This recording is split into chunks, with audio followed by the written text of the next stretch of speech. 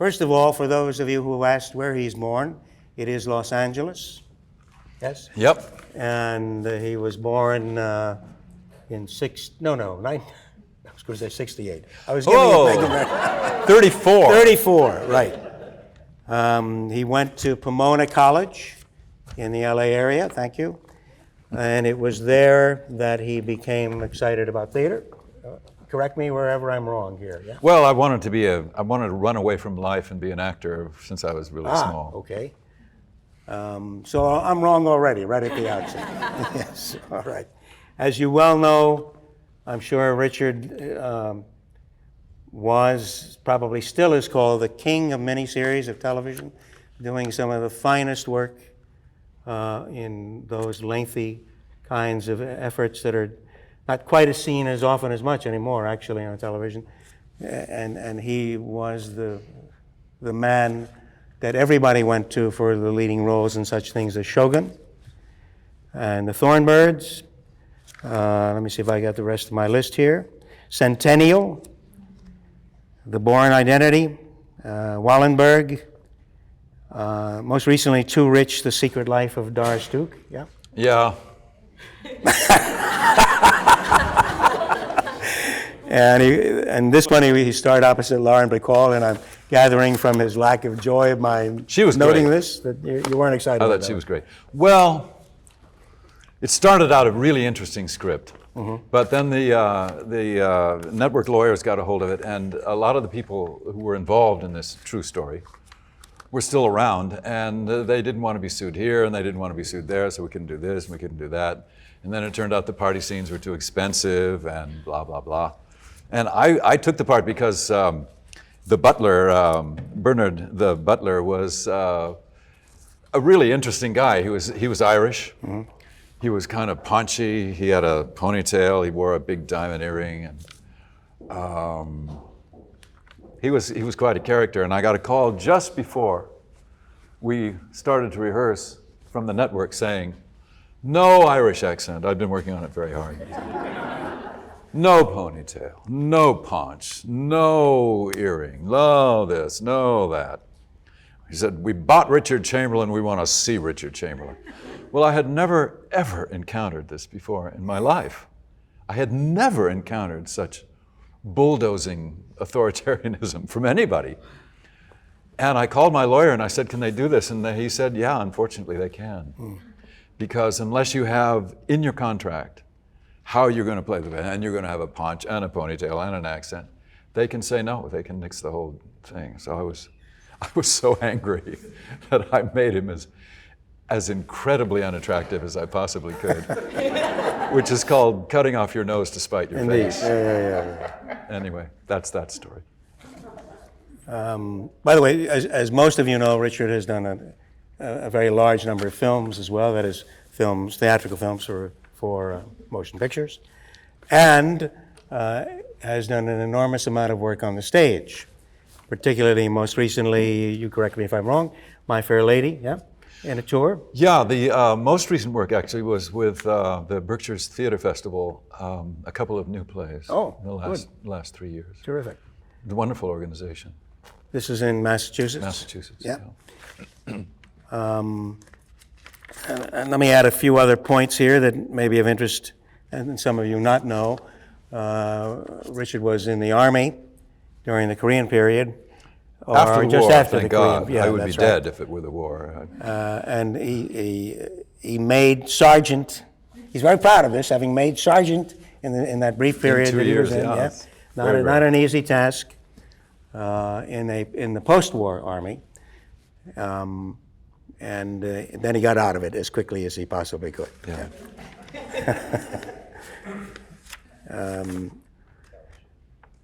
Let me move on here. I'm going to jump, obviously, to the most famous of series that began this man's career, at least nationally, internationally, indeed. And that, of course, is Dr. Kildare. Before your time. Now, he was, of course, a much younger man, but I remember seeing him in that series, and he doesn't look a hell of a lot different today than he did then. Would it Really were quite true. remarkable. As I understand it, you did a number of, in quotes, guest starring roles or feature roles on a variety of series, but not carrying the principal role until Kildare came along. I right? had intermittent roles in television. Some of them were actually reasonably lengthy. They were few and far between. They just paid my rent, which was $60 a month. Can you believe? It was an apartment I really liked. It was in a terrible part of town, but it was mine. But I actually got the Kildare part pretty quickly in the early part of my career, which was extremely lucky. Right. Yeah. What happened after that? After Kildare, that was what, 5 years run? Yeah. Yeah. Well, first of all, I was delighted to be out of it. Yeah. Because playing the same character for 5 years, though it was an incredibly lucky experience and wonderful, wonderful training, especially in terms of sheer discipline, because we did 36 shows the first year and 34 the second year. They do 22 now, these babies, these wusses. But, and then in between seasons, they'd put me, I was under contract to MGM, one of the last contract players there. And they'd put me in these little movies in between. And if there was ever any breathing room in the shooting schedule, they'd send me to New York or Philadelphia or someplace to do publicity and all that. So and then I was going to class a lot in the evening when we were shooting. We shot on stage 11 at MGM. I think of it with great nostalgia. But I was taking singing lessons and dancing lessons and all that kind of stuff because I had a lot of ambition and I wanted to do everything. So I was young and tired most of the time, but I didn't have a chance to. I was famous so fast all over the world, but it didn't. I was lucky that we were working so hard because when you're so young, I was 25 or 24, 25 when it began, but I was a very young 25. A very inexperienced, kind of rather naive person. And terrible things can happen to a young person who, if they really believe they're hot stuff. Yeah. And he was. I didn't have time. I was in Absolutely. a sense, but I didn't have time to realize it. Yeah. I was working so hard all the time. And I had some friends who, if I did get a little big time, would oh, come off it. And put me in my place. So I lucked out and didn't get big time. Anyway, by the end of the fifth year, the scripts had begun to seem kind of repetitive. Our really hot producers had gone on to other things, and the show was maybe sagging a little bit, and I really wanted to try other things. I wanted to work in the theater, I wanted to work in movies, I wanted to play the classics, I wanted to do all that. And so when it was finally over, I was elated for about a month. And then I suddenly realized that I was just an out-of-work actor. and that's about the most insecure thing you can be in this world. You never know if the phone's going to ring. The phone did ring a few times, but I didn't want to do another series, because I had these big ideas about movies and theater and all that. So then I went into panic and stayed there for a while. And then Breakfast at Tiffany's came up. It was a musical based sort of on the movie, but definitely on the, oh my God, I'm having a senior moment. Who wrote Breakfast at Tiffany's? Capote. Right. Capote's mainly on his little novelette. And I jumped at it. Abe Burrows was directing, and all kinds of really wonderful people were working on it, writing the music, and Michael Kidd doing the choreography. And Oliver Smith was doing the sets, which was going to be the heaviest show since Camelot. It was a huge investment. David Merrick was producing. It sounded great. And I really wanted to do it very badly, and I got the part. Abe, mostly because of Abe. And worked on it like a banshee and loved working on it. Mary Tyler Moore was Holly Golightly. And we played Philadelphia, and the audiences were okay. The reviews weren't so hot, but the audiences were pleasant. And I thought, oh, this is great. Then we went to Boston, and the audiences were also polite and okay, and there was a certain amount of applause. But the crits were worse. And so I began to sense that something was a little off. I think the Gypsies and most of the people working on the show sensed this much earlier than I, but I had never done anything like this before. And all I had known, it was success. And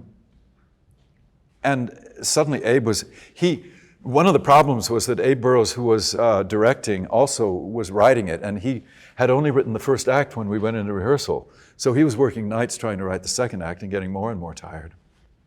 So anyway, I too began to sniff trouble. And they suddenly brought in Edward Albee to rewrite the show. Well, I'm sorry, but American audiences had never seen a dark, gloomy musical. And that's what Edward had in mind. And he was charming, he charmed us all, and the musical got darker and darker and darker. And then we closed, we were supposed to open in New York, we closed for 2 weeks to rehearse his version of the show. Had no idea how it would go. Opened to previews in this enormous theater, I think the Majestic. All New York came to these previews because they smelled death. And the audiences hated it. They hated the show. It was so dark and so kind of melodramatic and everything. It had been kind of light and fluffy in the beginning. And they walked out in droves. They yelled at us. I had a line at one point, something like, I'll never sing again. And somebody else said, good!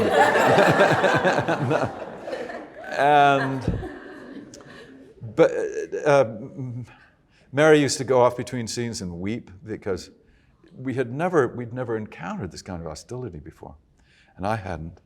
And finally, after 4 previews, David Merrick closed the show and never opened. And we had a huge advance box office, but they returned all that. And it was heartbreaking. It was just heartbreaking. As I said, I had never known anything but success. And it was a kind of easy success. Not that I didn't work hard. Doing a series is really, really hard work. But it had come so quickly. And the kind of adulation was so universal. Yeah. And suddenly I was in this flop.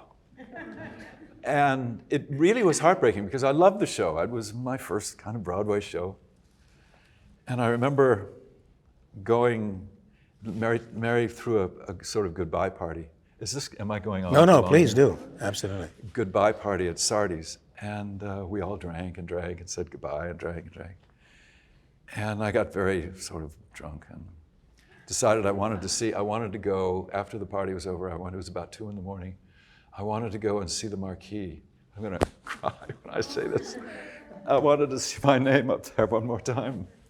And just completely fell to pieces. And was really kind of brokenhearted. And like 2 days later, I ran into Gower Champion at the bank or something. He said, listen, kid, it happens to everybody. He said, I saw you, I thought you were good, I want you in my next show. And I ran into Angela Lansbury, and she said, it's part of the business. This would never have happened in Hollywood, by the way. This was in New York. In Hollywood, they just erase your name in there, and Ruth Gordon. And I had been renting an apartment from Cyril Richard, and he sent me a note saying, it's great that this happened to you now. Failure is an integral part of this business. Learn from it, get stronger from it, and get through it. And I did, and went on to other things. Yes. Sorry to be so long-winded, but I'm fascinated by that story. I'm encouraging him to be long-winded, yeah? Just to identify very quickly for those few young folks that may not know who Edward Albee is, a major playwright who, among many other, wrote Who's Afraid of Virginia Woolf. Yeah. And so And the Sue nature Story and a whole of bunch his of- writing to a musical doesn't make a hell of a lot of sense, as you can imagine. Yeah. I'm jumping around here, but Richard was actually, you were a producer in part, were you not, of Island Sun? Much Yes. later, yeah. I was a recurring role in a series that he produced, and he played the starring Well, role. I helped produce it. Martin Rivett Martin was actually, mostly the yeah, producer right. here. That was shot here and didn't run as long as it might have done. Would you agree? Well, it didn't turn out to be the show we wanted it to Yeah. be. So I wasn't unhappy when it finished. Oh. We wanted a show very much about the islands, about the real islands. We were so in love with the islands at that point, and the local legends and the nature of the Hawaiian people. And I made the mistake of playing a doctor, but he was a doctor with a difference, supposedly. He was hanai'd by a Hawaiian family, and my hanai father was an old medical kahuna. And I had shown as a child, this character had shown as a child, real promise in the healing arts, just intuitively, naturally. And they recognized this, and they sent me to Stanford Medical School to get in on the modern side of medicine. And then I was to return and find a balance between the two and be very connected with the Hawaiian community. And the show was to be very much about all that. Well, unbeknownst to us, CBS wasn't the least bit interested in the Hawaiian community. Who are those people anyway, in this little dot out in the ocean somewhere? And so they kept telling the writers, don't listen to these guys, write what we want, which is Dr. Kildare Goes Hawaiian. And so the series moved in that direction. We still had a certain amount of local content, but not what we wanted. And so when it was beginning to wobble a little bit, I called my agent and I said, pull the plug, please, and let's go on to something else. But it wasn't a bad show. It wasn't. No, I don't think so either. Yeah. This was really the, I can say this because I wasn't involved in recurring roles in all of these series, the third one of the three that thoroughly sought to use actors here in Hawaii in principal roles. Yeah. I'm speaking for 5-0 first, and then Magnum, and then Island Sun. Let me jump here to something that Richard is very proud of that was accomplished in terms of publication last year, and that is Shattered Love. Oh, a book. I wrote a book. You wrote a book. I never thought I'd write a book. Go ahead. Right. No, right. Bestseller on the New York Times book list. Yeah, we made number 12 one week. Yeah. Only 1 week, but that's better than none. And I saw it in the Honolulu bookstores the other day. Still available. And It's just out in paperback. is it? I didn't know that. Oh, good, good. Less cost for you folks. Yeah. This is the first piece of writing in this vein, right? For you. Yes. I had never even contemplated writing a book before, but I got sort of involved through the back door with this publisher, and they kept saying I should write a book. And the thing is, I've become very interested in how we live our lives. I'm very interested in what we do with this lifetime we have here. And I'm very aware of how caught up we get in our culture and our culture's values and all that stuff, all the stuff we're fed. I mean, look how we're being fed now. Oy, oy, oy. But anyway, I like thinking about life, and I wanted to write about some of the things I think about how we live our lives. And it started out to be a semi-philosophical kind of treatise. It sounds a little pretentious, but it was, in the sense of it were just my ideas of what's I think is going on, and how we're dealing with this. Basically, we think that this soap opera that is most of our lives. I'm sure there are plenty of exceptions in this room, but I find, at least in my life, there was a continual soap opera. Sometimes it reached the heights of drama, sometimes even brushing tragedy, but is this really for real? Is this all there is? Or is it possible to have another point of view about the whole caboodle? And I think it's possible to have another point of view. It's not that the soap opera isn't real, but I think the soap opera is a classroom to be learned from rather than all there is. So anyhow, I wrote this book, and it took a long time, it took a couple of years, because I had to throw out a lot of stuff as I went along. And gradually it began to take shape. And I learned more, I think, from writing the book about life, about living, than from anything else, from years of therapy. Well, I couldn't have done it without years of therapy. Yeah. And I don't know, spiritual workshops and all that kind of thing.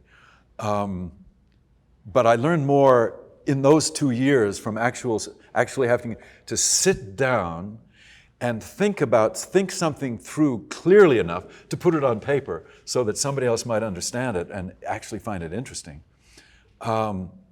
than from any other portion of my life, I think. I advise you to either write a book or keep a journal. And you'll find it incredibly beneficial in terms of, I don't know, clarifying your thinking. So that's the book. Let me jump back. Richard was, at that time, I think, the first American, you correct me if I'm wrong, first American to play Hamlet in England. Is that correct? Since John Barrymore. Right. Some, I don't know, 40 years before. Disregarding Barrymore for the moment, yes, exactly. And you spent a period of time in England, both studying and working. Yeah, 4.5 years. Why don't you talk about that a bit? Well, when I left the Kildare series, I had a lot of wonderful experience in those 5 years. And working with Ray Massey, who played Dr. Gillespie, was marvelous for me. He was so kind to me. And his vast experience was all available to me anytime I wanted to ask a question or whatever. He was so good. And it was a great experience, but it was very limited experience in that I was playing the same kind of super nice guy over and over and over again. So I wanted to get my basic training in acting. I had studied before the series with Jeff Corey, who was a wonderful coach. Yeah, I know Jeff. Just I knew Jeff. Died recently. Yeah. Which is a great loss. So then I did a film, Petulia, a Richard Lester film with Julie Christie and Julie Christie, yeah. In San Francisco. It was one of the great experiences of my life because it was in about 67. And the hippie thing was, we were living in houseboats in Sausalito, and the hippie thing was still beautiful. It hadn't been drugged out yet. It was druggy, but it hadn't collapsed. And people were so beautiful and stuff, and I loved working on the film. But it was mostly a British crew, and Richard sort of pretended to be a Brit, Richard Lester. And I kept thinking, I should go to England. I should go to England and get into a really good acting school and earn my chops. Is that what chops are? I don't know what chops are, really. Sure. But anyway, so after this experience, and talking to some of these English crew and everything, I thought, I'm going to do this. And then the Eamon Andrews show, I think it was, offered to pay my way over. It was like a gift from on high. And so I went, and I thought I'd stay for a while and join an acting company, or acting school, and maybe do some rep, and find out what the rest of acting was all about. So almost the minute I landed, I was with William Morris at the time. My agent said, would you be interested in playing Ralph Touchett in a 6-hour version for BBC of Portrait of a Lady, Henry James, that wonderful, wonderful novel. I said, I think so, but I never read it. So I read it as fast as I could, which wasn't very fast because it's very long and very complex. Yes. But I fell in love with Ralph Touchett, and I said, I've got to play this. Well, the director didn't want me, so they set up it's an American part, which is the way because Equity has very strict rules, or at least did at the time. You had to be very well known to work in England, and it helped if it was an American part. Right. So I had lunch I put on my most Ralph Touchett suit and my most Ralph Touchett hairdo and stuff, and had lunch with Henry Kechlin Jones. I can't think of his first name. Oh dear. Anyway, wonderful director. And we got on, and he said yes. And so I got this wonderful, wonderful part. And it was a thrilling experience. It was, I think, probably more instructive than going to acting school, or at least as instructive. Because I was working with sensational people, and we had long, long rehearsals before each episode, and then we'd go in and film each episode live, and then go back to the rehearsal hall to rehearse the next one for several weeks. And Kechlin Jones was wonderful, wonderfully helpful. And it's working with those people, this kind of on-the-job training, was just marvelous. You were how old then? I was, 30, I don't know, 30-ish. Right. And that led to my doing Hamlet, because Peter Dews, who ran the Birmingham Rep Company, saw this program, and he was sitting on his sofa with his wife, Anne, and he said, they just put in parenthesis, they needed a little box office help at Birmingham Rep at that time, and they were going to do a production of Hamlet. And they needed some kind of name, some kind of something interesting. So he said to his wife, there's our Hamlet. And she fell off the sofa laughing. And he said, no, I'm going to pursue this. So he actually contacted my agents and asked me to do it. And I said, well, give me some time. This is way ahead of the actual production. I said, give me some time. And I worked with every coach I could find. And the general consensus among these coaches was, don't do it. Don't embarrass yourself. And I turned it down. And the night before the deadline for accepting her, but I had already turned it down, but I still had a little room. I was back in Los Angeles for some reason. I think I'd had a TV job. And I woke up literally, this is literally true, I woke up in the middle of the night sweating, saying, I've got to do it, I've got to do it, I've got to do it. Just like that. It was totally spontaneous. It wasn't planned at all. There were no cameras going. And I called my agent and I said, if possible, get me back in this. If Peter will work with me for many weeks before we actually go into rehearsal.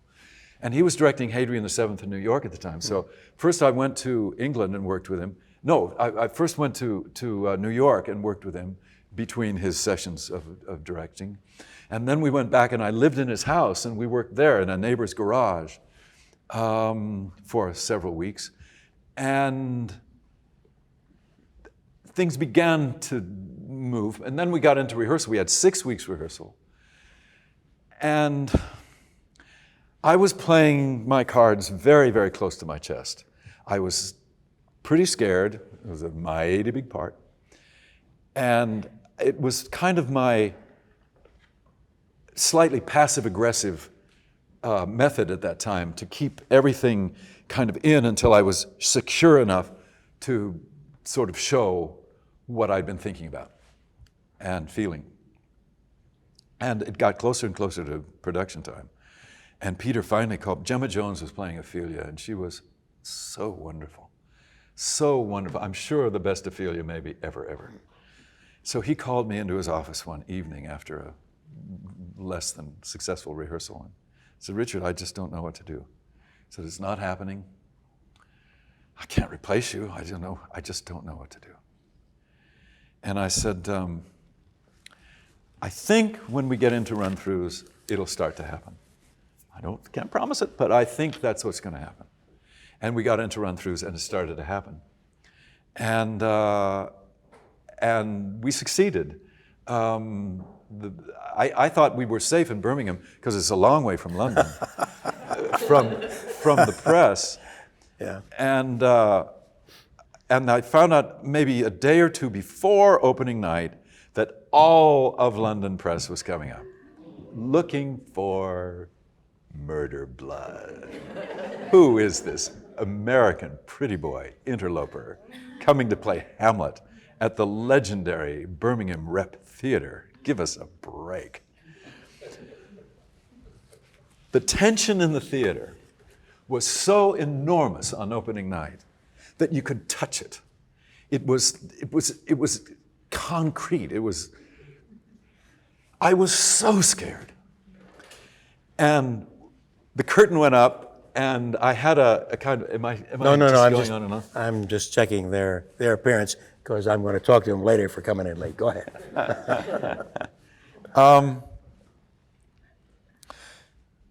And I had a kind of, Peter didn't want any actor applause at the beginning. So I had an interestingly sort of hidden entrance. So I got through that okay, and I got through the first scene okay with my parents. And then I think the next scene is telling Horatio and my friends that I'd seen my father's ghost, or no, they come and tell me that this ghost is happening. And this was all a long time ago, so forgive me if I've forgotten the story. So I had, first of all, I had found that I couldn't, when I was more in front of the audience, I found I couldn't bend my knees. So I was walking kind of like this. I was so scared. And my voice was coming out sort of like this because I was so frightened. And then I dried in the scene when they were telling me about the ghost. I dried, and I was so scared, I couldn't hear. They were whispering. And I couldn't hear them. And finally, this huge booming voice came from off stage and gave me my line, and I got back in the saddle, and we went and got through the play. But the critics took it seriously. They didn't laugh. They didn't say it's the greatest Hamlet of all time, but they actually took me seriously and said he's worth watching. He's worth paying attention to as an actor in the future. And I really, really appreciated that. So that was a great stroke of luck. But oh my, it was a scary experience. I can't seem to stop talking when you get me on a subject. No, but it's much better this way. Okay. Really.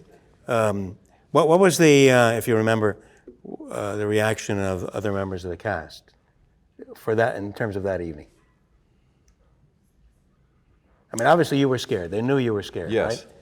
And I can't remember. Yeah. I have a feeling there wasn't much expression one way or another. They were mostly kids just out of drama school. The fellow who played the ghost was maybe 22. Oh, yeah. Or if that old. He was wonderful. They were all wonderful. Gemma was a little older. But they were just terrific, these. And I don't think they felt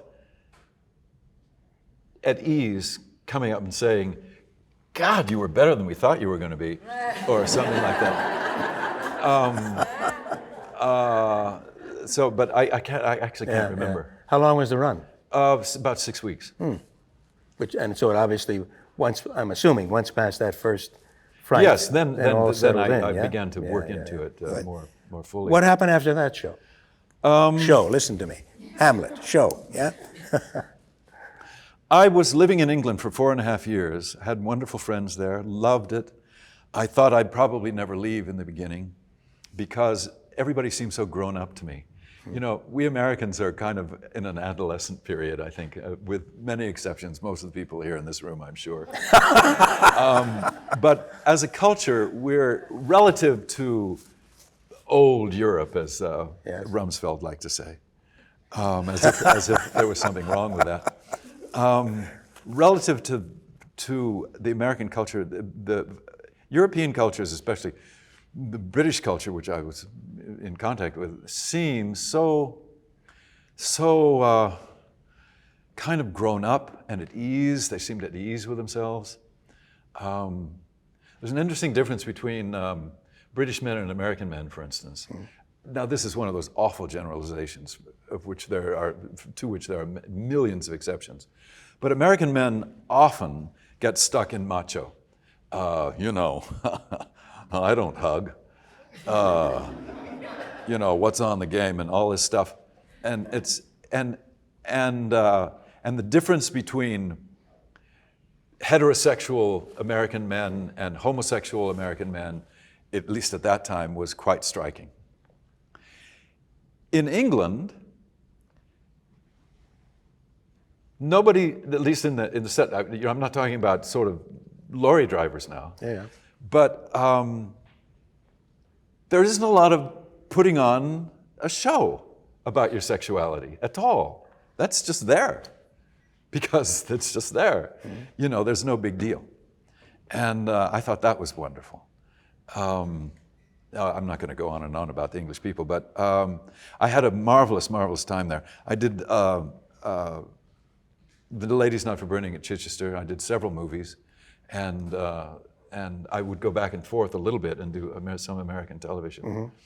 But finally, you know, if you're an actor and you're living in England, you sort of start talking like that without really knowing it. And I had an interview in England with an American director for an American show, and he said, "Do you think you can play American parts?" And I suddenly realized it was time to go home. Also, there's another thing about living in Europe.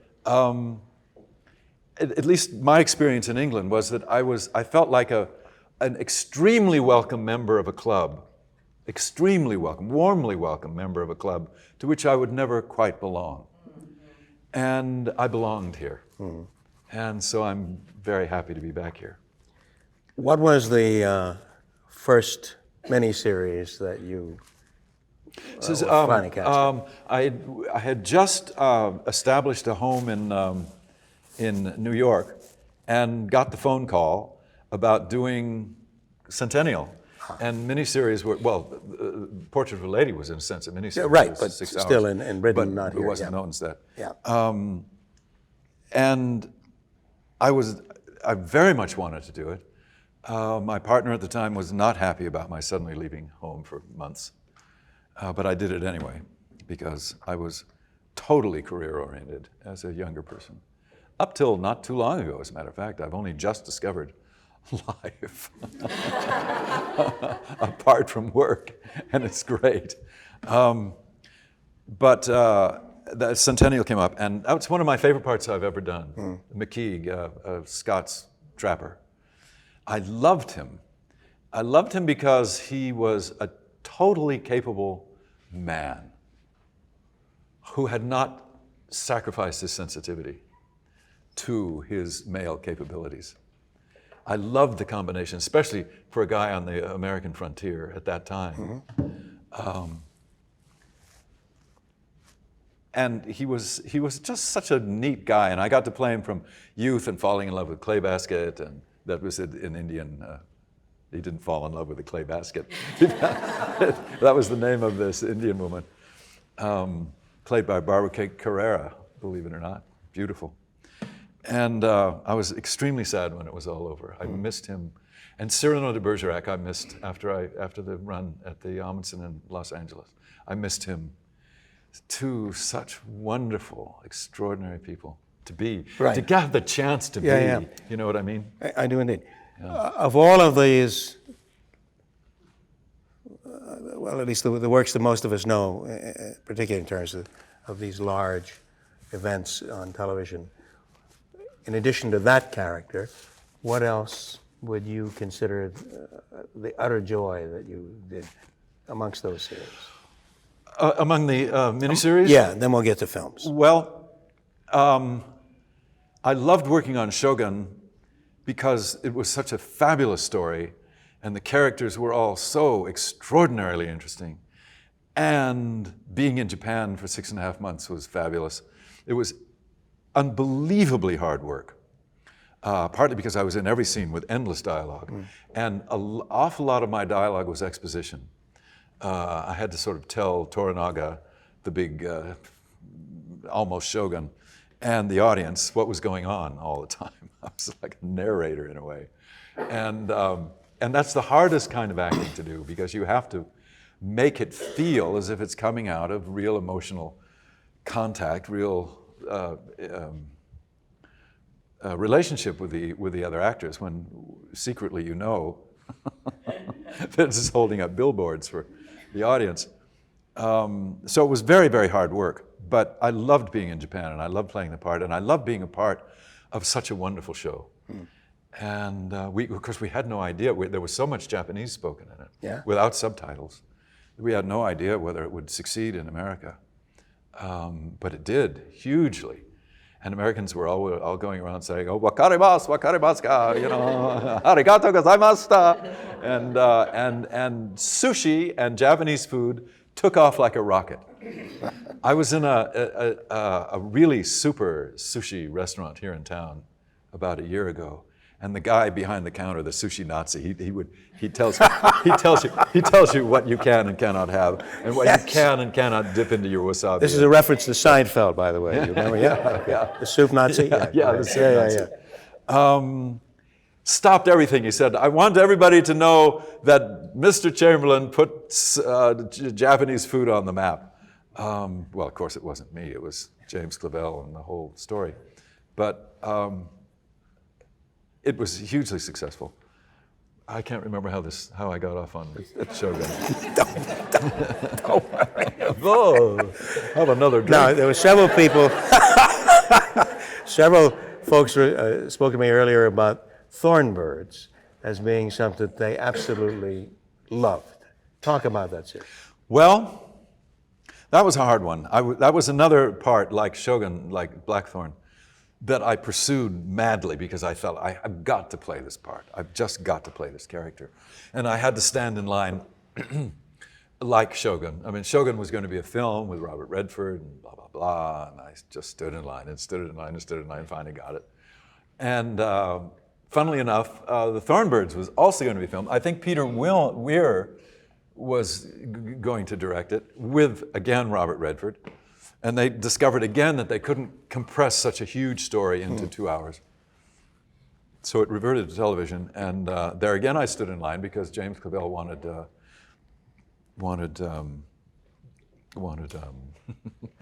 who's the best actor you could think of that anyway, he wanted this English actor.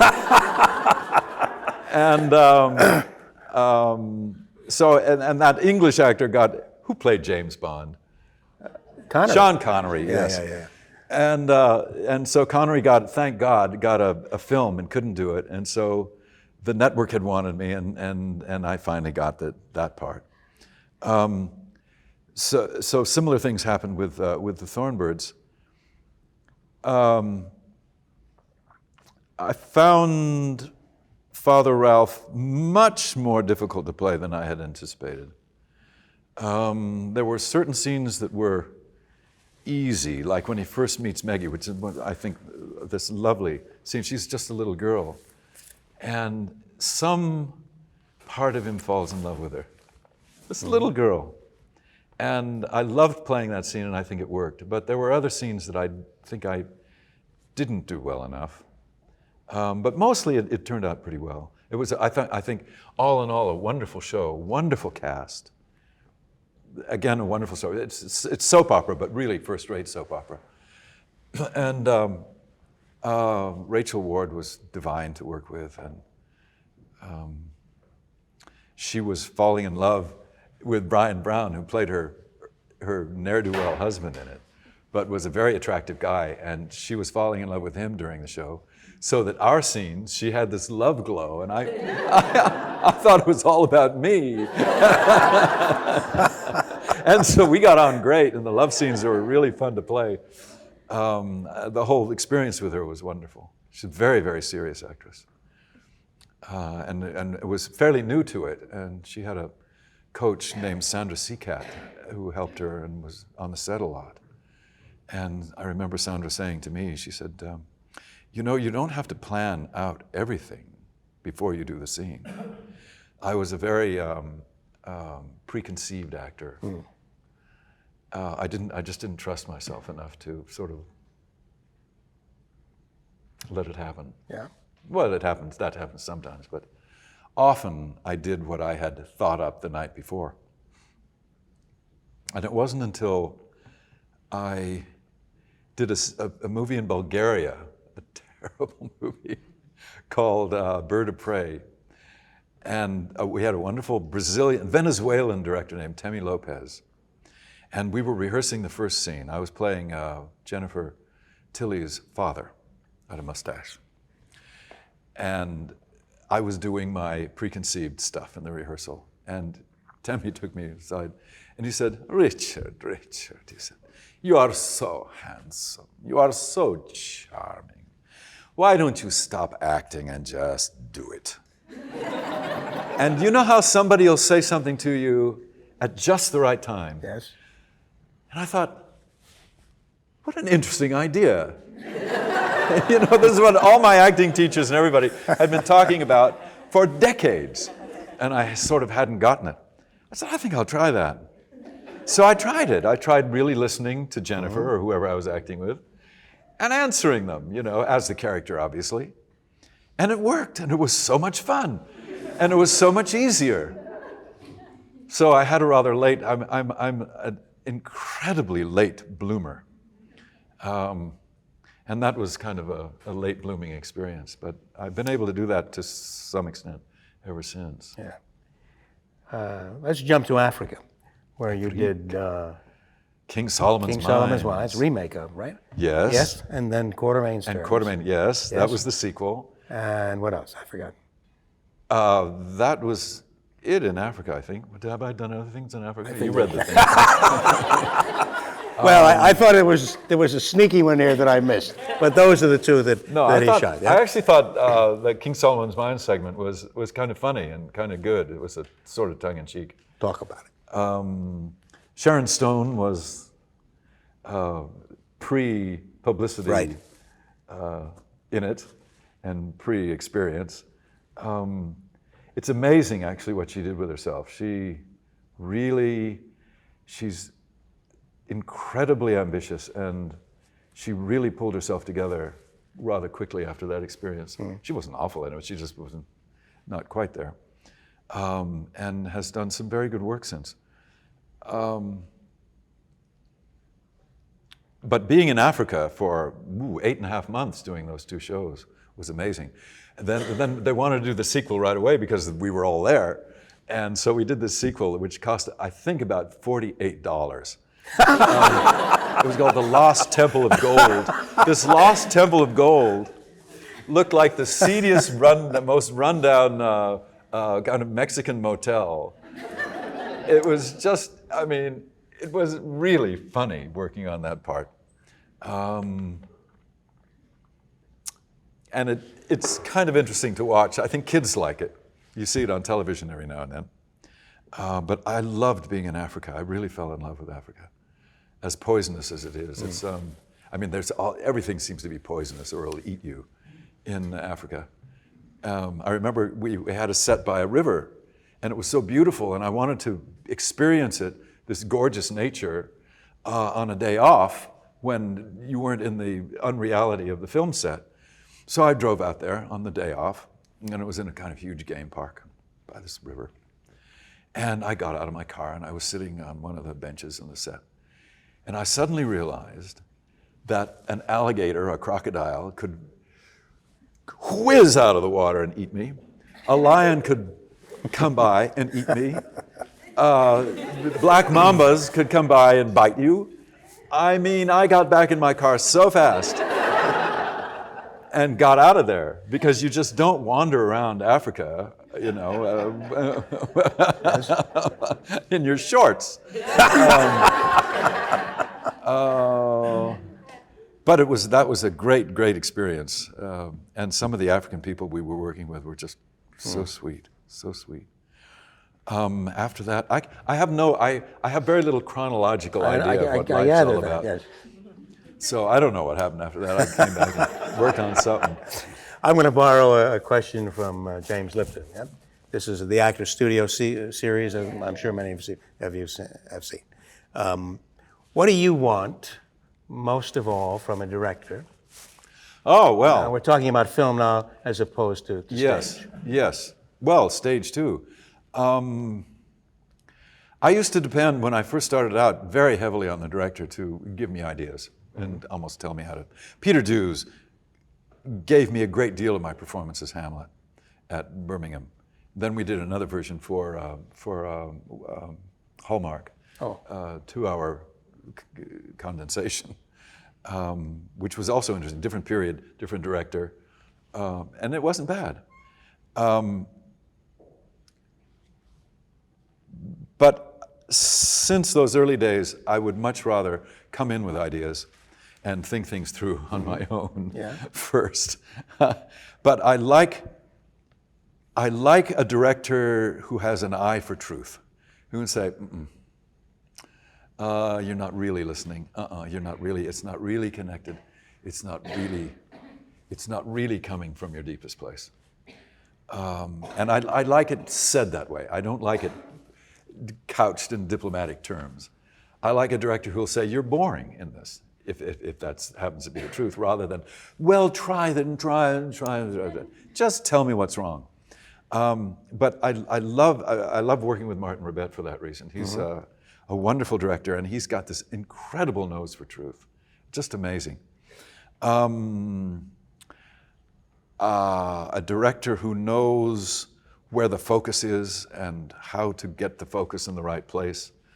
A director who creates an atmosphere on the set of importance. This work is important. Your honesty is important. The humor is important, the whatever, And a director who's not cruel.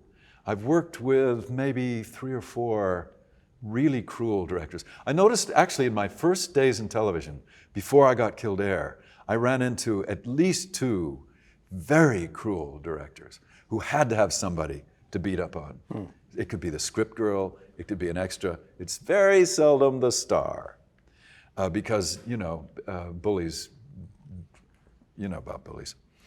Anyway, a director who's not cruel. The director who directed I probably shouldn't say this. Say it. The Hallmark Hamlet Yeah. was quite cruel to some of the actors. You don't want to say his name. No, but I'll check it later on. I'm not sure he's working on it. But it's awful to see, and I've never felt strong enough to say, "Come off it," I can't work with you doing this to them. Please clean up your act. I remember he was. Oh no. Go ahead. Well, this director and some of the actors were having dinner one night at a restaurant, and he was being very, very unkind to one of the people there, and very kind of grand. And one of the actors got up and started taking flash pictures of him, and just kept this flash going. And it was thrilling. It was such a nonverbal comment, and it kept making him smaller and smaller and smaller. It would be a great scene in a movie. Maybe it has been in a movie. But anyway, those are sort of the things I look for in a director. From what you're saying, Richard, it seems to me, correct me if I'm wrong, that you evolved from a kind of seat-of-the-pants sort of acting process, if you like, as a young actor, to really beginning to discover that truth and simplicity from that point of view is what makes things tick for you. Yes, the only real point in being an actor is to honor yourself, your innards, your feelings, your intelligence, your intuition. If you can't honor, every time I speak the truth, I start to cry. Just ignore it. You can't honor. You can't, there's no point in doing it unless you do that, unless you eventually learn to do that. Yeah. It's not as if everybody can start out, with this kind of perfect alignment. But by the way, has anybody seen the last Harry Potter movie? Well, I would say run. The experience I had, I haven't liked the ones before that much. This one I thought was wonderful. And I thought the kid, whose name I am so ashamed I don't know it, who plays Harry Potter. Anybody help us? Radcliffe. Has a quality in that movie, I don't know, is he 14? 13, 14? Yeah, now he This is, yeah. child 15, actually. was so centered, I couldn't believe it. He had found a place of such extraordinary power within himself, such amazing honesty. As a person, I have lived outside of myself for so long, trying to please everybody, trying to make nice, trying to manipulate the world to love me, right? That's been my sort of modus operandi. And every now and then you see somebody who's really lives inside themselves, who stay inside themselves, and who are fine there, and consequently can relate to you honestly and openly without any falderall. They're just there. And I'm riveted by people like that because it's something I wanted so badly and couldn't have because I just didn't trust myself. And so I saw in about at least 5 times in this film, I saw this young boy with this astonishing, and also the stories about that, finding his father's power within himself. His father was a great, great wizard. And finding that with him, and the boy had it. He wasn't acting it. He had it. I'm not saying he could change you into a cow, but he had this integrity, this real integrity, and it's completely natural to him. And I'm sure he wouldn't know what I was talking about if we were talking about it. He just has it. Anyway, it's worth seeing the movie just to see that. And that would be my idea of a perfect actor, an actor who has that total trust. Not that you can't make mistakes. Of course you can make mistakes and make a fool of yourself and all that. But that trust of, I know I can trust you.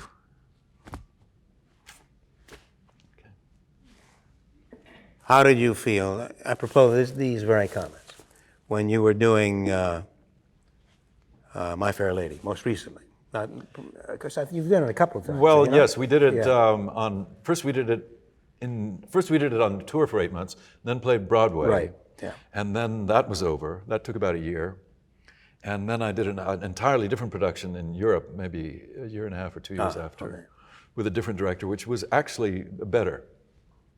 And your question about My question has to do really with, in doing that role, yeah, and so strongly recognizable by so many people.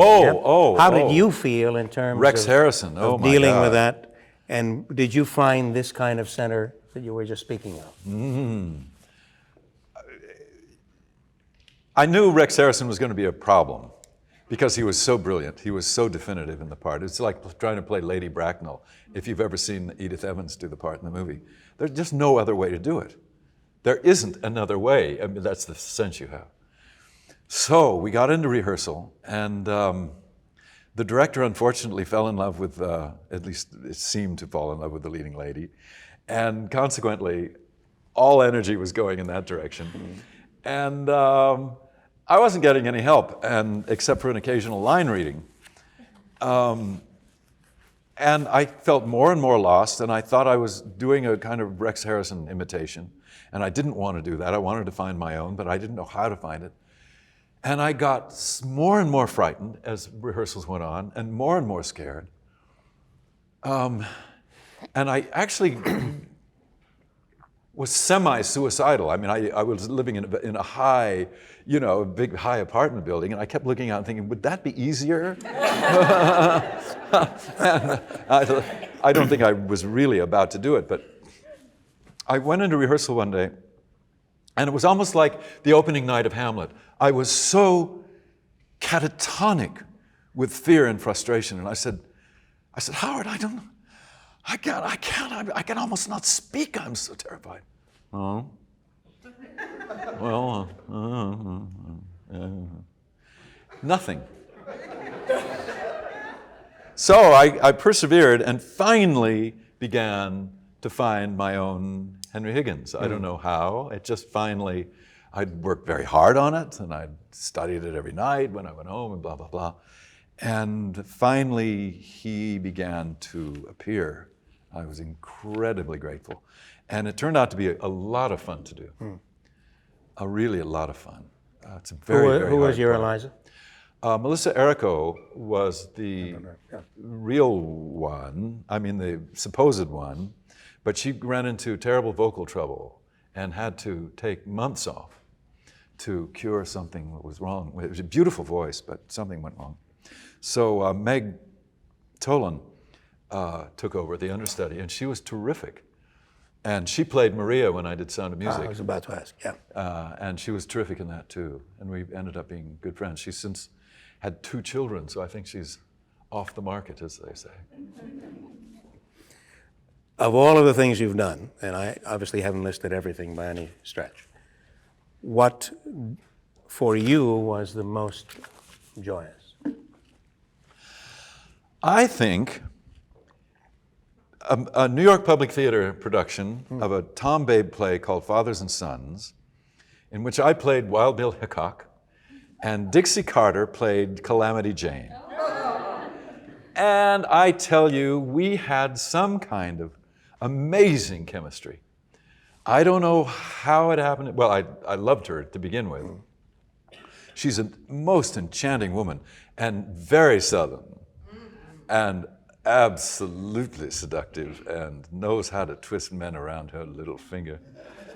Oh, you silver-tongued devil, she used to say.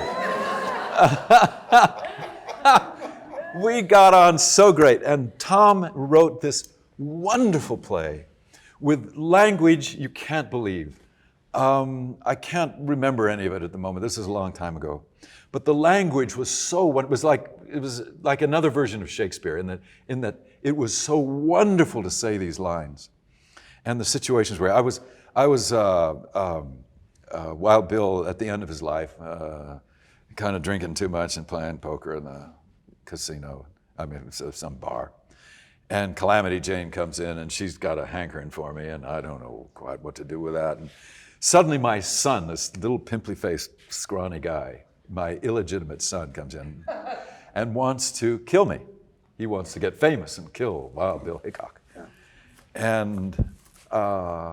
And this has been the first time the play was ever, it's the only new play I've ever done. Well, no, except for these Berkshire Theater plays many years later. So there's a lot of conflict, and he finally Calamity Jane and Wild Bill have this amazing sort of love scene in their long underwear and all this stuff, you know. And, it's all really quite amazing. And the kid comes in and gets the drop on me, you know, with his gun. He finally gets the drop on me, and gets me tied up and puts me on a bar. We ended up, and there were many changes of the ending. That seems to be something that happens a lot these days, or those days too. And first I'd kill him, and then he'd kill me, and then it ended up that we shot each other. And it was a while, but we had songs. Every once in a while, people would burst into song for no reason. And it was a crazy, wonderful hoot to do. I think that's the happiest I've ever been in the theater. Who directed? Robert Allen Ackerman. And he got, to people the bar, he got all these old B Western movie actors. And it was full of people you'd seen before, you know, as a kid in the movies. It was just great. It was great. I'm going to go to these questions, and then if we have any time left after all of that, maybe we'll take questions from the group, or I may follow. We'll just see what kind of time we have, that's all. Brian, where art thou? Brian? Okay. He's asking, and I'm not sure whether this is a appropriate for you to reply. But nonetheless, how do you get into stunt work without being taken less serious as an actor? I'm not quite following that. How does an actor who goes into stunt work remain taken seriously as an actor? Thank you for twisting that around. I have no idea. But I should think it wouldn't be that difficult. Have you found it that difficult? They say, "Oh no, you can't do this. You're a stuntman." Is that? Do you run into that? Guys like Jackie Chan and stuff can pull it off, but he's known as a stunts more. Oh, I see. Do the acting first. Yeah. I guess I've never, having been a stuntman, I've done a lot of my own stunts, but I've never run into that problem. But I can imagine it. Yeah, sure. It's like a TV person when I was left Kildare trying to get into the movies. It happens much more now. Ron Gima, or Gima, I'm sorry, I may not be doing the last name right. Okay. What has Hawaii meant to you living here for the past years, and has it influenced you as an artist first? Well, it has in the sense that I work a lot less. That may have something to do with age also, but it's probably not a help to be, if you want to work a lot in movies and TV, it's probably better to be closer to LA or New York. I love living in the islands. I love the natural beauty. I love the people. I love the sweetness of the place. I've been in a lot of island groups like the Seychelles and Caribbean and stuff. And I've never felt the kind of sweetness that you feel here in the landscape and the water, the people. I think it's not surprising that the native Hawaiians are so generous and sweet as a people. But I love the fact that it's very non-showbiz. I love the fact that it doesn't matter what kind of car you drive or whose party you were at last night and stuff like that. It's influenced me as a painter. I got back into painting in the early 90s and painted a great deal that had to do with the islands. So I think mainly it's the sweetness and the mellowness of the place that I like. Here's a question that others have asked as well. What has been your most meaningful acting experience? Meaningful acting experience? Most meaningful I don't know if I can do a most. Try a couple. Certainly that Bulgarian film was important. And clearly the public theater production as well. Yeah, and the public theater production. Yeah. As I said before, I loved playing Cyrano de Bergerac. It's a slightly hokey play because it's all about him. And it's all aimed at him, and it's all focused on him. And I've often felt that was a little bit artificial and slightly unfortunate, but I loved the man. I just loved him. He was so honest and so feeling and so hurt. I liked him a lot. It nearly killed me. I mean, the fight scene was just lethal in that. And luckily I was fighting with my trainer. He was playing DeVere or whatever that actor's name is. So I could trust him in the fight. You can't always trust your fellow actors in fights. But he was really good. And we used to have to go through the whole fight before each show because it was so dangerous and so fast. And so the whole experience was, again, exhausting. Luckily, it was only 6 weeks. But thrilling, really thrilling. And the fight was thrilling every night. And I've seen other productions of Cyrano where they sort of goofed the fight, goofed around in it, and swatted each other on the butt with their swords and things like that. And I thought, oh, you guys, come on. You're not paying your dues. What else? While you think of that, would you like to do that play again? And can we talk about it afterwards? No. You and I? Wouldn't that be nice on the Kennedy Theater stage? Yeah. No, I'm too old. I'm not kidding. I understand. because it's got to be Yeah, so physically vital. Right. Monica, where are you? Oh, back there. Okay. And this too, I think, is a question that probably many people have. And so, from your point of view, yeah, how do you break into the acting business and stay successful? Difficult. Competition.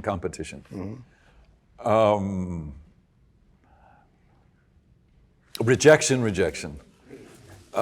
It's hard. I was so lucky to start working in television when I did and being able to pay my $60 a month rent and stuff. I still had to borrow from my parents now and then, which I paid back. Not a lot of money, but I got the kid. I was doing a part in a Western with, what was his name? Rosenman. I think the director's name was Rosenman. And I was thrilled to have this part, wearing those cowboy clothes and everything. And he came up to me and he said, "You're going to have your own series pretty soon." And I had never thought of such a thing. I was just a kid. And it happened. I did a pilot for MGM called The Paradise Kid, which was a Western, and Westerns were going out at the time, and I don't know if it was any good anyway. But it didn't sell. It was for NBC. And a year later, when they were looking for Dr. Kildare, they couldn't find what they wanted. They just couldn't. They saw everybody in town and couldn't find what they wanted. They wanted an unknown, for one thing, or relative unknown. And they pulled this old pilot film out of the vault and looked at it and thought, that's what we want. And that's how I got that part. It was incredible luck. So, luck, hard work, acting anywhere you can as often as you can, in college, in high school, in community theater, any place you can possibly do it. Get the best training you can. I would think a college education is very important in that it introduces you to so many aspects of life in the world that you might not know about otherwise, and which you might meet up with in the historical part you're about to play, or the relationship the period relationship, or whatever, or the scientist you have to play, or the writer you have to play.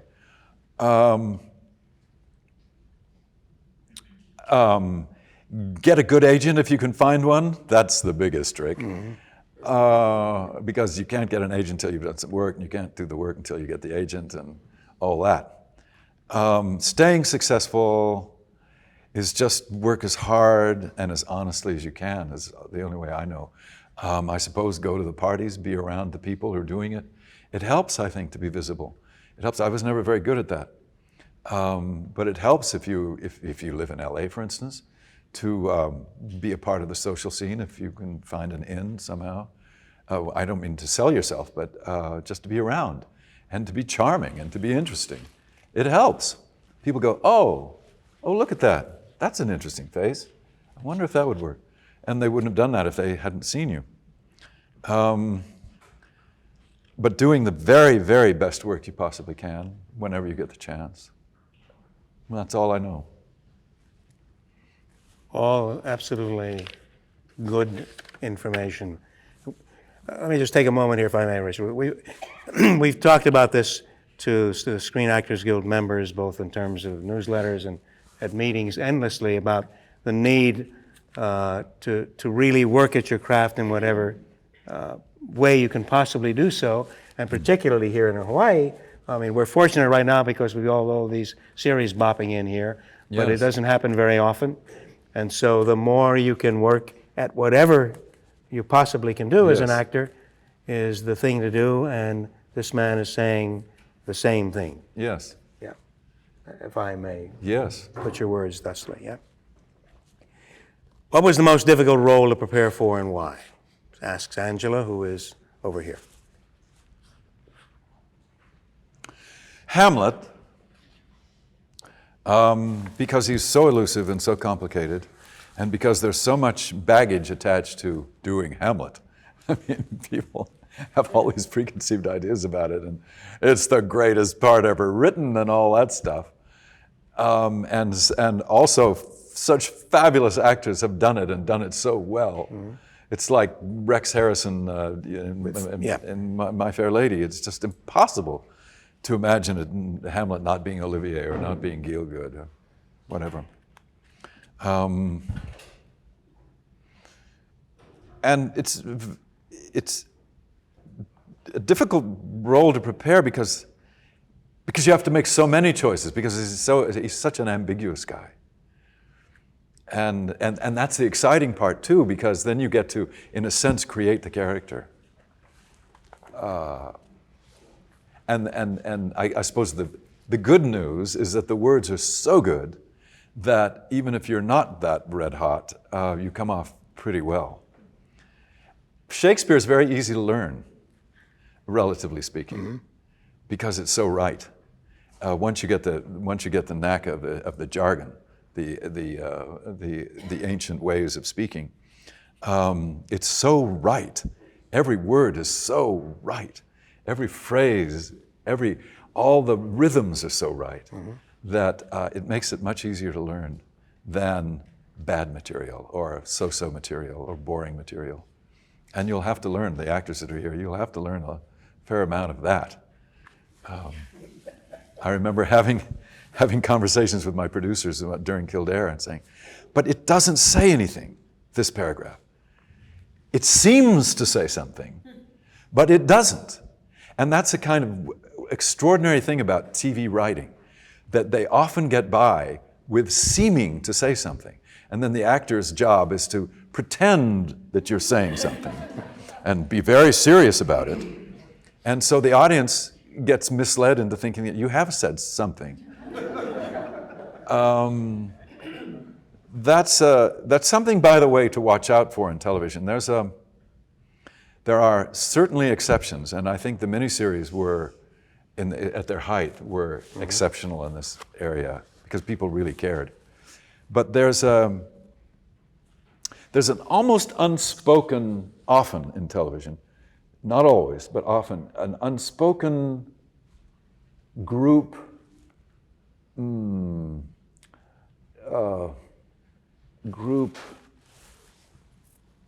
power that says it doesn't have to be that good. It really doesn't have to be that good. Let's do it fast. Let's get through it. Let's not spend any more time than we have to. We're on a tight schedule. It doesn't have to be that good. It's never spoken, never talked about, but it can drag you down because it's in the air, often on a set, a television set. And I've succumbed to it more than once. And beware. Keep your eyes open and keep your goals high. Good. Ed Davis, where is he? Okay. He asks, was it difficult to write your book, meaning to expose your thoughts, feelings, emotions? It was difficult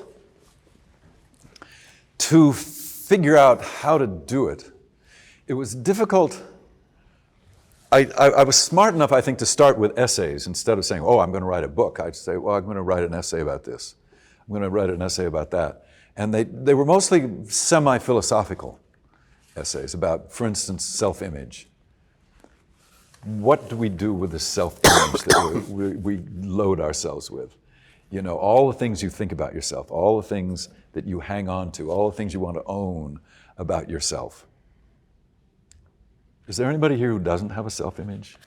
Do you know, in other words, do you know what I'm talking about?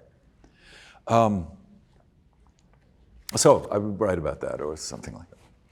And then my publishers would say, I'm sorry, but we need something personal here to show where this idea came from. Because people aren't just going to sit still and read about this stuff. They want to know how it materialized in your life and what it really means to you. So the book got more and more personal.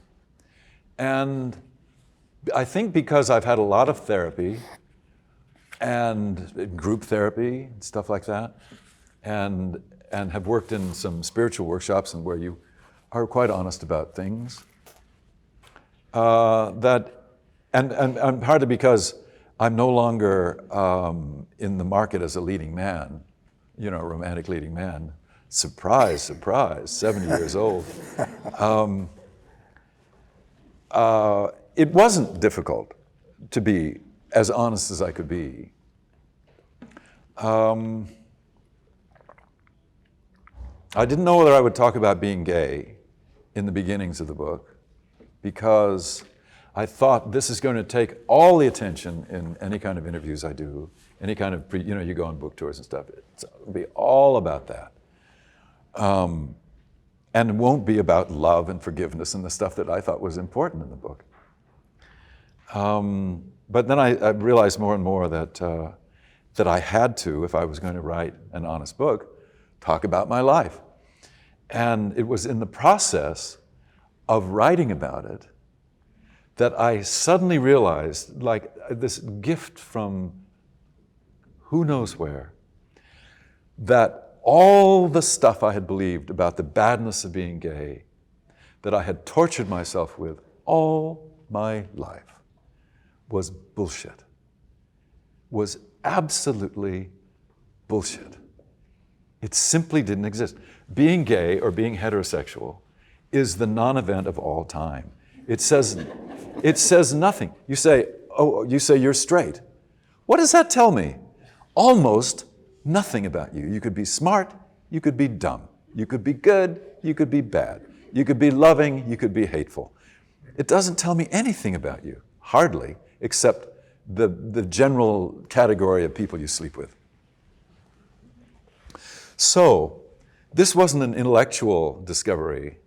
This was a soul-deep discovery that the biggest secret of my life, the most torturous point of self-deprecation of my life, was sheer fantasy. I had absorbed all this stuff as a kid, from my culture, from the other kids. You know, you gotta be this, you gotta be that. And had tortured myself with it, I can't think of another word, all my life. Until suddenly the hand of God said, enough. I don't actually believe that there's a parental God out there, but something very kind in the universe helped me. So anyway, it was, it's difficult for me, it was difficult for me to sit down and get to writing every day. I'd put it off and put it off, but once I sat down and started writing, it seemed to flow, and it was a wonderful experience. Okay. Martin Rabet, of course, has been your partner and 28 years. also artistic partner for a very long period of time. He's brilliant. I know Martin, and the working together that these two guys have done has been quite extraordinary, it seems to me, if I may say so.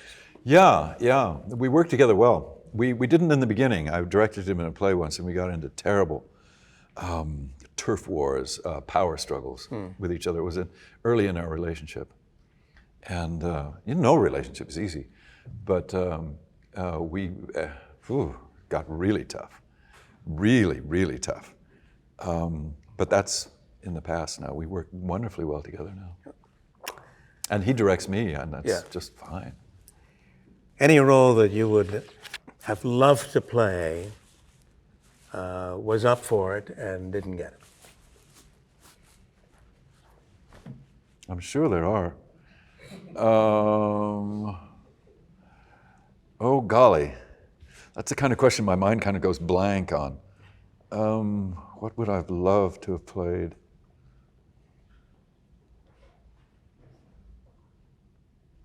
I can't think of one now. All right. What do you do in your spare time in Hawaii? Drink Mai Tais and watch the sunset. And paint. I would like to say I've been painting lately, but I haven't. But I loved that period when I was painting, and I would definitely get back to it. I'm in the process of making some mobiles now, mobiles, a la Calder. They're rather Calder-esque. I made a small one that's kind of like the stand kind of swoops over this way, and then there's all this stuff doing all this stuff. And it's kind of like a wave, you know, the kind of form of the wave and then all the foam and things. But I'm also making a huge one now that's about 14 feet long. I've never even thought about working that large before, but it's for a particular place. And I found a fabricator who can help me cut the metal and do all that stuff, because I don't know how to. No, the mobiles I've made are all in aluminum, which is very easy to cut and work with. But this is big time. And so that's my current artistic endeavor. What kind of work do you do with or for Hawaii's ecology? Is this a special interest to you? Well, yeah, it's of great interest to me. I do whatever anybody asks me to do. I guess the most obvious things were I worked with the mayor on a television campaign, pardon me, about runoff. Runoff sounds so boring, but it's so important. You think if you pour something down a storm drain, it goes into, I don't know, some hole somewhere. But it doesn't, it goes right in the ocean. In about 3 minutes, everything on this tiny island, everything you pour in the street, in a storm drain, wherever, goes right in the ocean. And I think it was to alert people to that fact.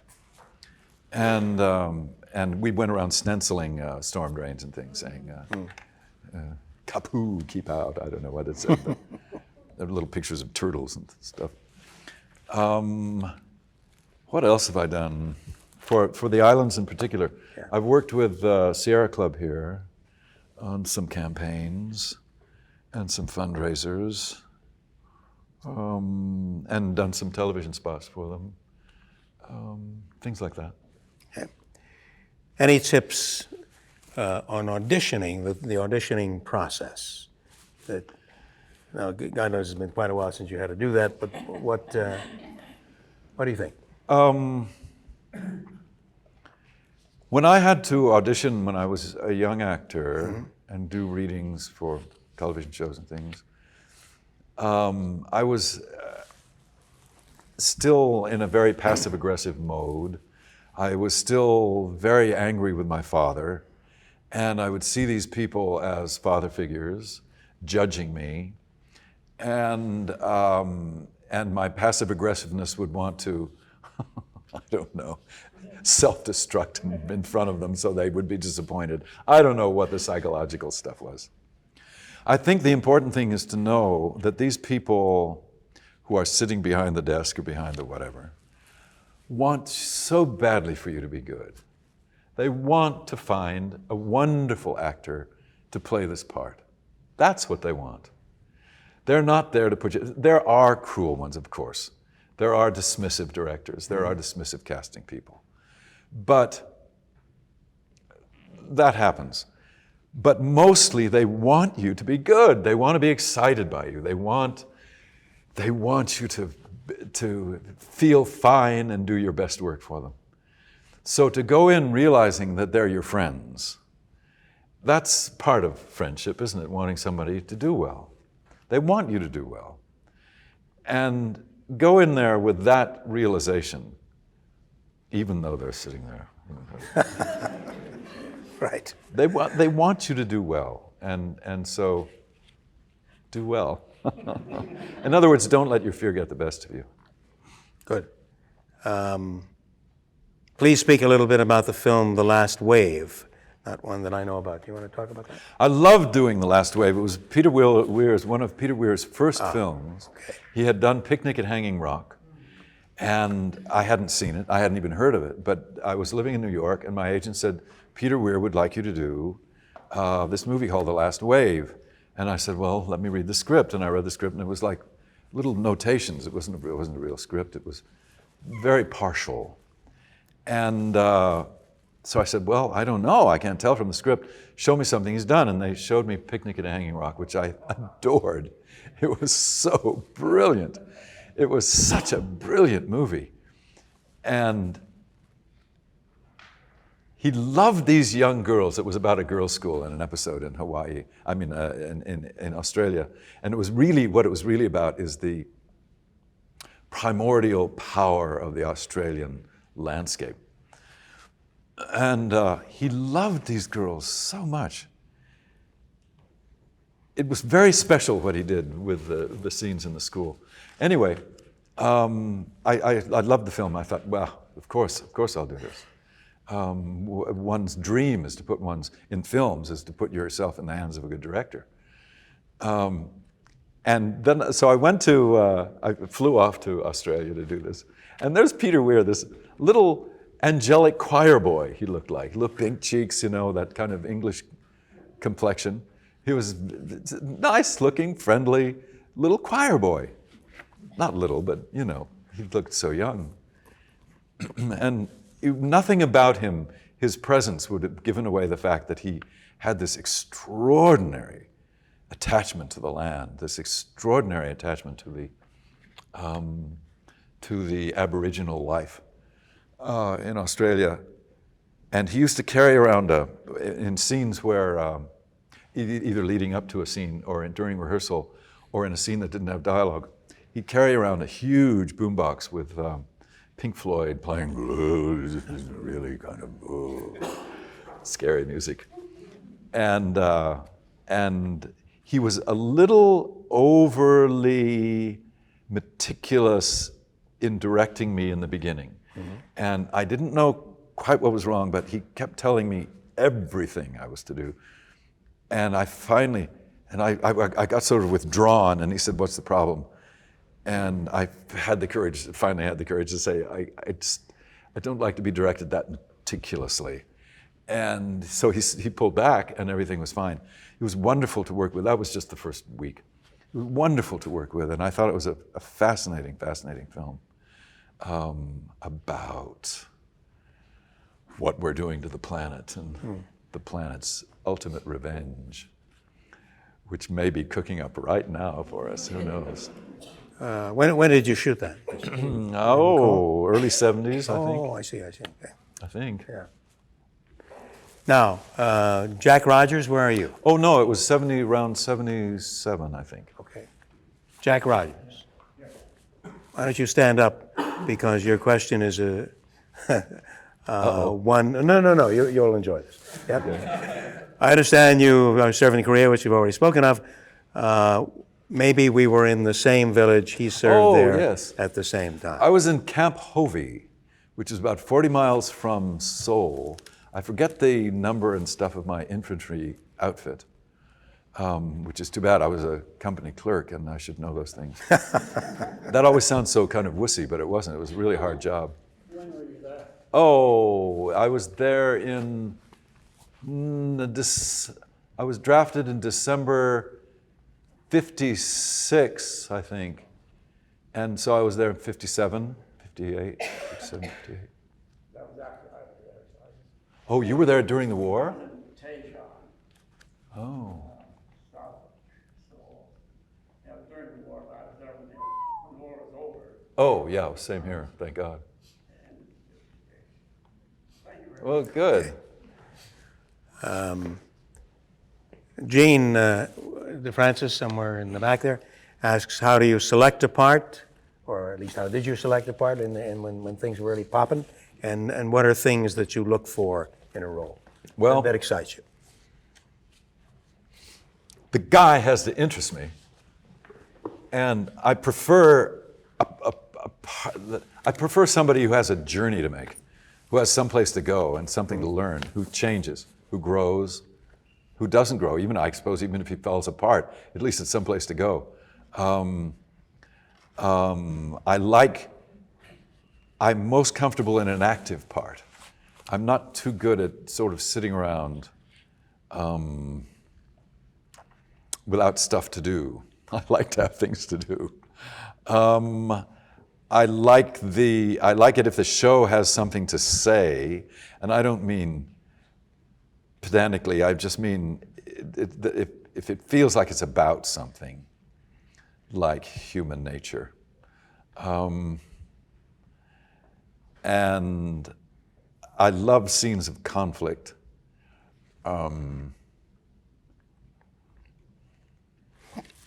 What else? But mostly, the guy has to appeal to me. I have to find some way of really empathizing with him even if he's a bad guy. Does it matter who is in the production? Like, do you look for a certain director sometimes, or? Oh, sure. I would tend to take an iffy part with a good director more than with a director I didn't know, for instance. But I know if the part doesn't really interest me that I won't be very good. I know that about myself. I'm not one of those actors who can charm his way through a boring part. I tend to get boring. What technique or process do you use to find the emotions you need to feel in a scene? I don't use memories very often. I usually find that whatever's happening in the script is good enough to motivate me. I never understood sense memory and all that stuff, that the method things. I'm certainly not against them in any way. I remember I had to do a scene over and over and over again when I had to cry in the back of a coach in The Music Lovers, that Ken Russell film about Tchaikovsky. And Ken Russell shoots everything a million billion times. And we had to do it over and over and over again. And I almost ran out of people whose funerals I was imagining, loved ones whose funerals I was imagining attending. So that I had to resort to it then, but mostly just going to the funeral of a supposed friend in the movie is enough to get me going. Good. Would you, Trinity, is that, do I have the right name here? Yeah, okay. Will you encourage extra work for an actor who has done it, I'm assuming you mean extra work, for a few years already? But someone who wants to be doing principal work, is that correct? Okay. What's your thought, Richard? My off the top of my head answer is no. I suppose there's a great deal that can be learned through observation, but there's a kind of psychological domain that's extra work and a kind of psychological domain that is principal work. And I'm not sure I'm not sure the transition between them is that easy. Right. It's like getting used to doing okay work in television and then having to do a film and being expected to do sensational work.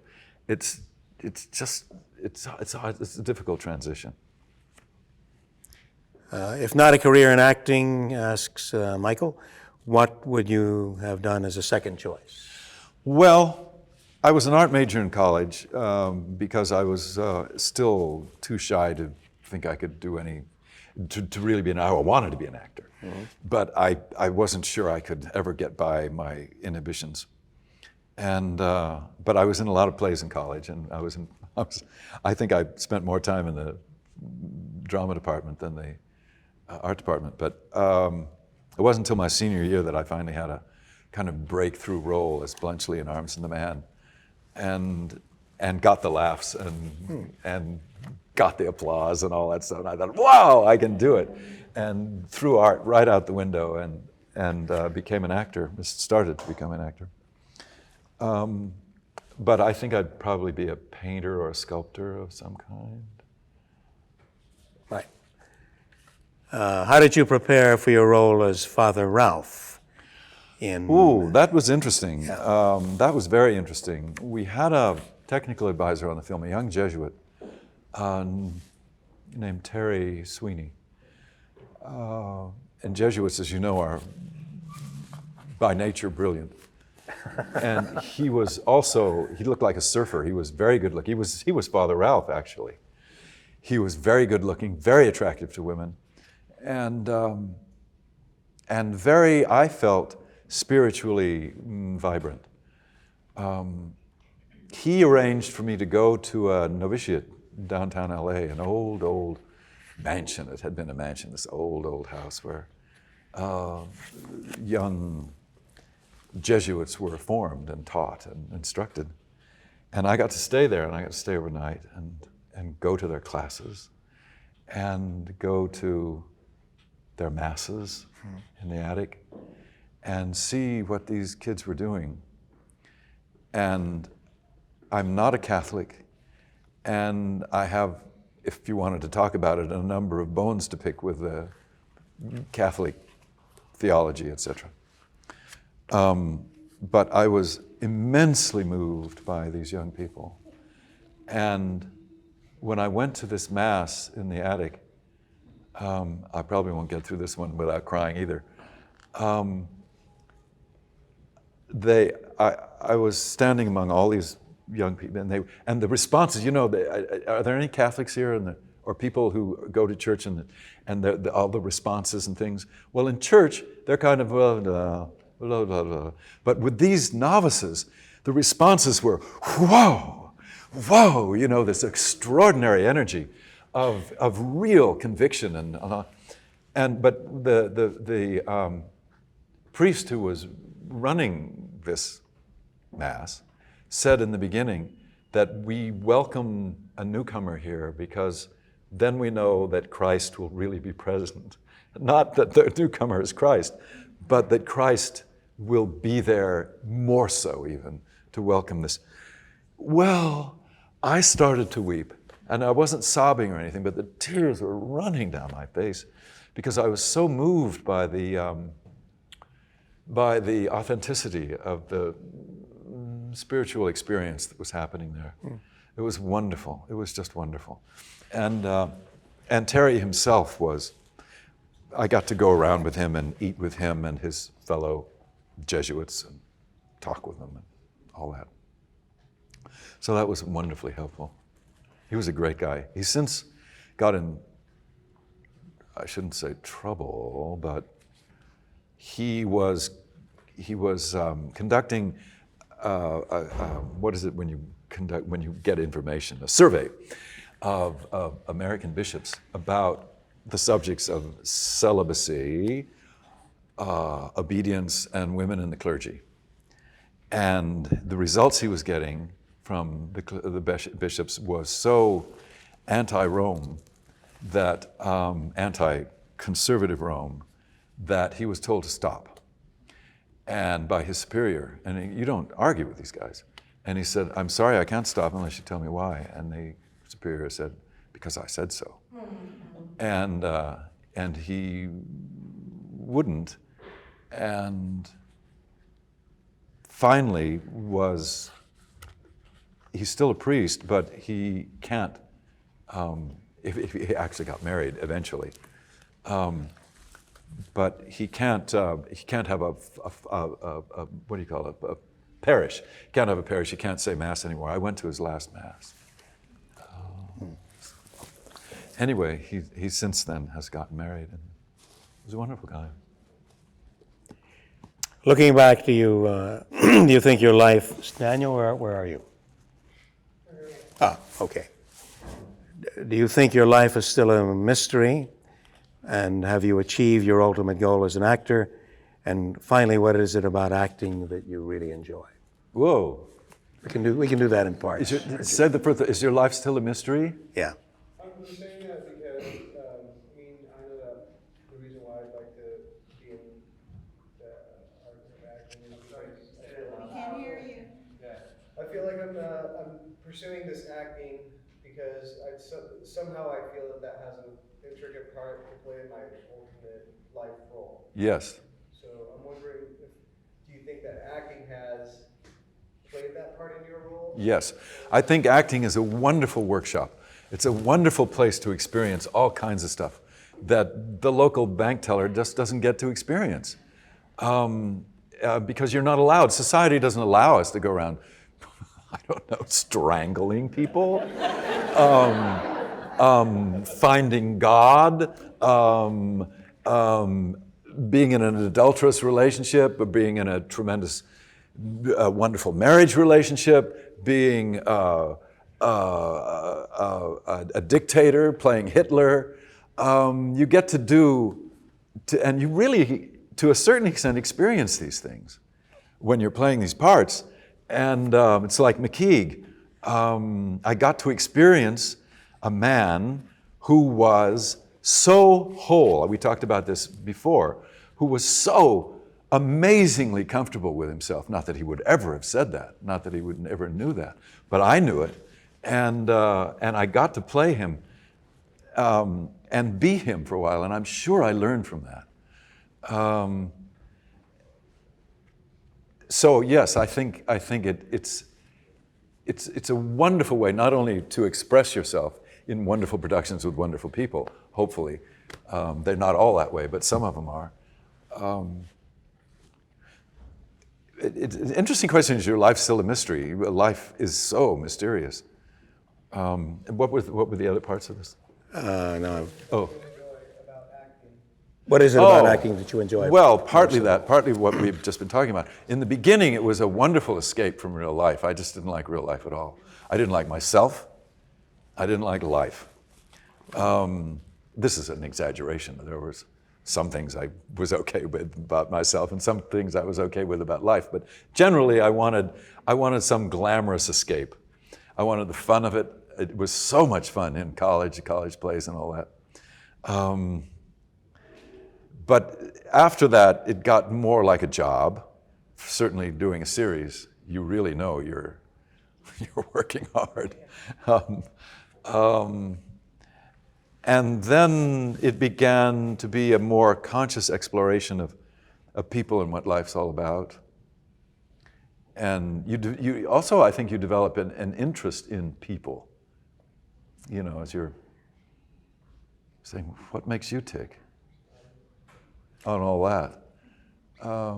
I think it's an absolutely wonderful profession.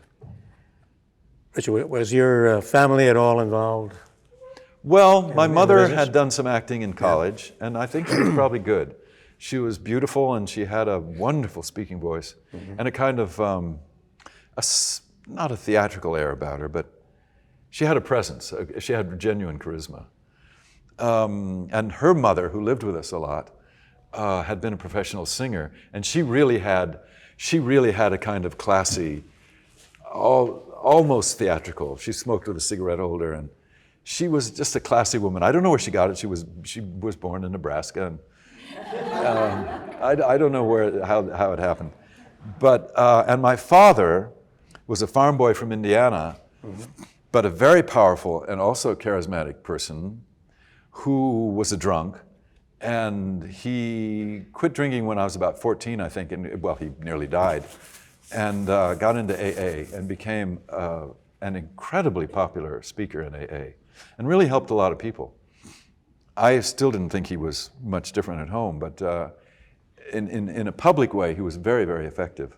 So I had these charismatic people, and he was sort of an actor when he got up to speak.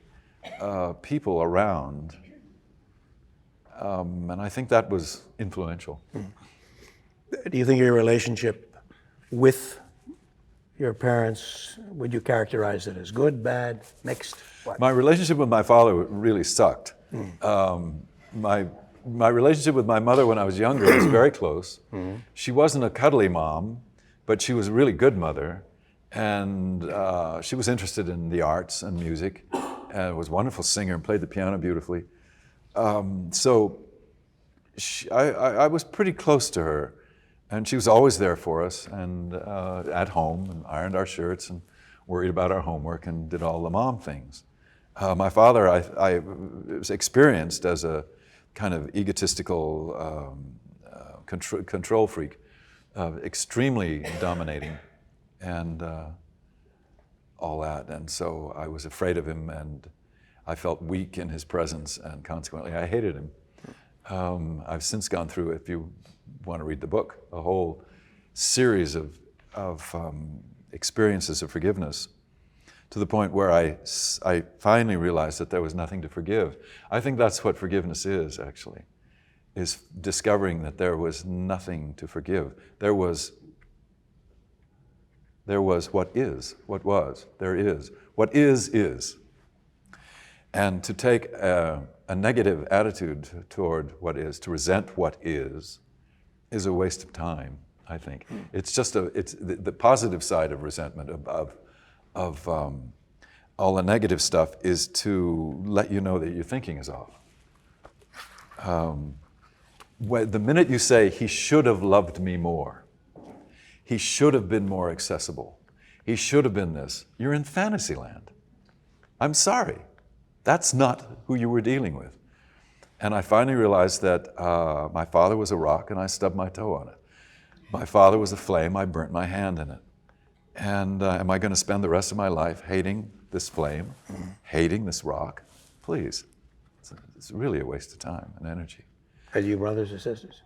Pardon me? Had you brothers and sisters? Yes, I have an older brother. And he's still alive? Yes, he is. Yeah, good. Not in the business. Miraculously, he's older than me. What does he and do? alive. What does he do? He's retired. He went into business. He made the terrible mistake of going into business with my father.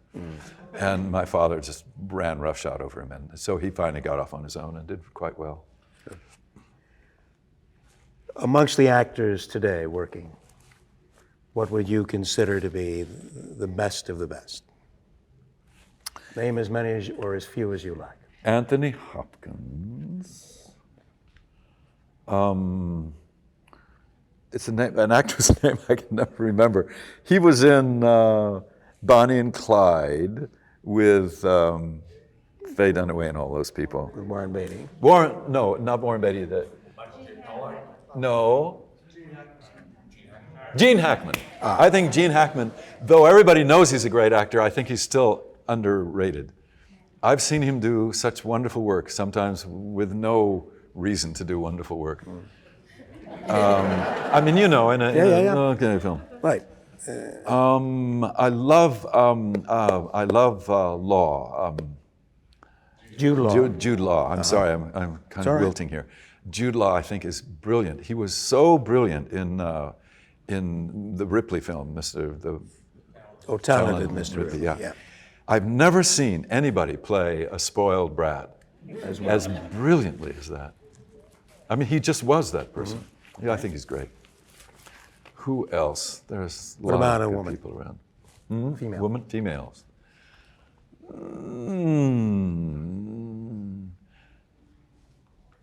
Nicole Kidman has surprised me with some very good work lately. Yes. I wasn't her biggest fan for a while, but she's done some really nice stuff. Meryl Streep. Yes. I used to be fascinated by her brilliance. I wasn't necessarily moved by her, but I was totally fascinated by her brilliance. And suddenly, for me anyway, she's gotten so humane in her acting. I think she's just the bee's knees. And that she was that rabbi in Angels in America. Angels in America, right. I couldn't believe it. I was totally, I kept thinking, where did they find this guy? He must be a real rabbi. And he's so quirky and weird. Where did they find him? There was this brilliant casting, and it would turn out to be her. Unbelievable. Right. And of all the people that you have worked with, that is, whether it be television or film or otherwise, your most favorite performer? The one you enjoyed working with most? Gene Simmons, underrated. Did some fabulous work in that miniseries.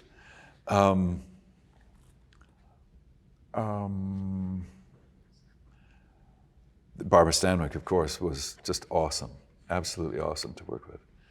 She was everything you've ever, I don't know if you've ever even heard about it, you're all so young, but she was fabled to be the most professional actress ever. And she was extraordinary, really extraordinary. We must be coming near the end. I saw a big yawn back there. We are. So, what? What's your therapy? You keep mentioning therapy, what about it? The best was with a Gestalt therapist. I was very unhappy in my early 20s. This is before I started working and stuff. I was working with a very good singing teacher. And I was very unhappy and I didn't know why. And I had bouts of extremely low energy and things. I just didn't know what was going on. And she suggested I go see a psychologist that she knew. And the psychologist was very, very helpful. She pointed out to me that I was totally out of touch with myself. I mean, I was pretending to be someone else all the time because I didn't like myself. And she pointed out that I didn't even know when I was angry. I would just get withdrawn. I'd say, well, this weird thing happened to me. I get so withdrawn. And she said, well, what happened just before that? And I'd say, well, such and such. And she said, well, how'd you feel about it? And I said, well, it's not. She said, well, how'd you really feel about it? Well, how'd you really? Oh, son of a bitch. But I wasn't able to do that in real life at all. But then later on, I got to working with, this was after I'd been quite successful and come back from London. And I started working I called up a girlfriend and said, I'm just not experiencing life very well. And she suggested a Gestalt therapist who's since become a very good friend. I worked with him for a long time and did group therapy with him. And that was really fascinating because you got to see not only how alike we all are in our fears, etc., but you got to see people, what I call turning shit to gold. When you really get down with those parts of yourself that you're afraid of, when you really put your arms around them and say, yes, I'm terrified of such and such, or I'm so fucking angry with it, or whatever it is, you see the color come back to people's cheeks and you see the life come back into them. And it's not that they are suddenly not angry or what, but they're suddenly honest. They suddenly see. And that's a beautiful thing to see in a good group therapy. The group therapy sessions you see in television and the movies are usually not very accurate in my experience. Final question. If you had your choice of anything at all to do, in terms of a role, not to be concerned about line learning or anything of the sort, it was all going to just come to you. Yes. What would you do? Whoa. I like character work. I've always been a character actor in disguise, I think. And I like character work. I like bizarre characters. I like cranky characters. I like extravagant characters. And that's the kind of thing that I would like to. I'm going to play Scrooge in a musical of the same name the end of this year on the East Coast, traveling around with this rather charming show. I can't wait. I'm learning the lines now. I'm learning the show, Yes. learning the songs. And it's just so much fun to be somebody bizarre, somebody that doesn't have to be all those leading man things. You know, straight as an arrow, great in bed, honest, all that stuff you have to be as a romantic leading man. You can just be this crazy old asshole.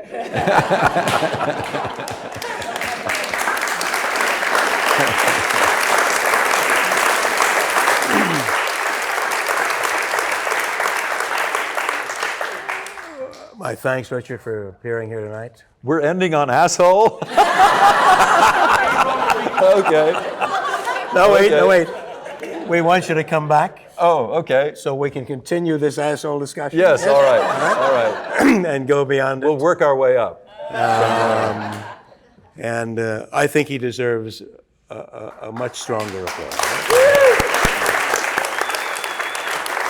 Thank you.